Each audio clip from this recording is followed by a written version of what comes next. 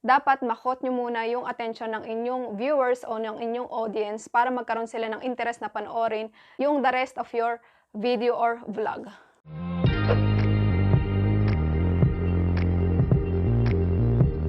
Hi guys, and welcome back to the Holy Land Travelers channel. I am Shella. So for this video guys, ise-share ko sa inyo kung paano gumawa ng vlog or how to create a vlog. And disclaimer lang guys, this is based on my own way and is intended for those people na gustong mag-open ng YouTube channel or gustong gumawa ng mga vlogs. So kung matagal na kayo dito sa channel na to guys, siguro napapansin nyo na meron akong pattern na sinusundan. And yes, yun ang gusto kong i-share sa inyo. And kung interesado kayong malaman kung paano ko yun ginagawa, then please keep on watching.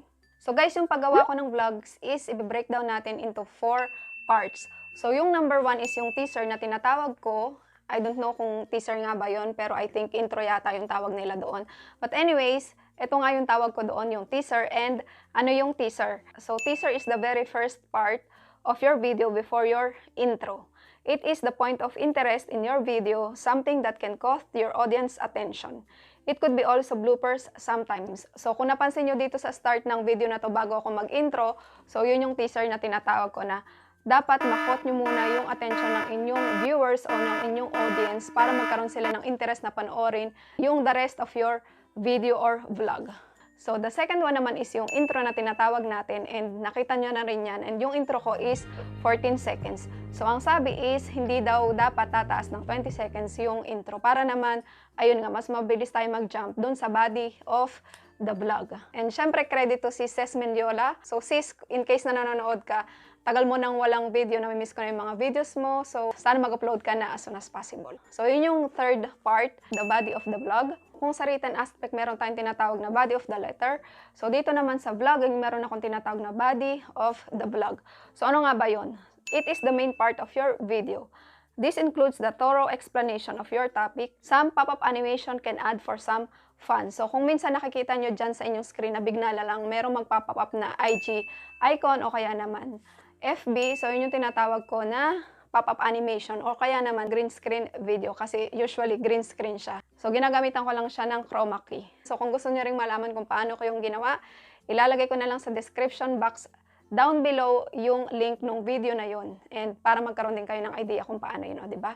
And we are down to the last part kung paano ako gumagawa ng vlog and syempre yun yung outro. So outro is the closing part of your video which includes the call of action. So ano nga ba yung call of action na tinatawag ko? So yung call of action na tinatawag ko is yung pagkakaroon nyo ng interaction with your viewers or with your audience itself. So sasabihin nyo dito na huwag nyo sanang kalimutan mag-subscribe dito sa channel na to and syempre pakitap na rin yung notification bell para ma-notified kayo every time na mag-upload ako or kami ng bagong video. Or pwede nyo rin namang sabihin na kung meron kayong mga comment suggestions or anything else, please comment down below and yes, I will get back to you as soon as possible na mabasa ko siya.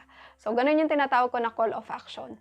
So dito naman sa outro, pwede nyo ring lagyan siya ng end screen. So yung end screen naman guys is depende rin sa inyong preferences kung anong type or anong template yung ilalagay nyo sa pinakandulo ng inyong video. So maglalagay ako ng example kung paano ko siya ginawa para naman magkaroon din kayo ng idea kung paano yun. And that's it!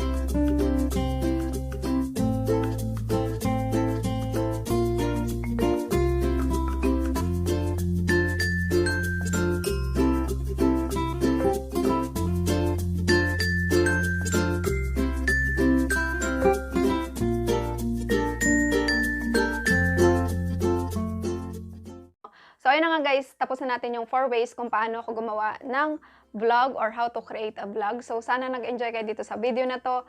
And I hope meron din kayong natutunan kahit papano. And yun nga, sana makita ko pa kayo next time. And thank you so much for watching. Shalom, the Traot.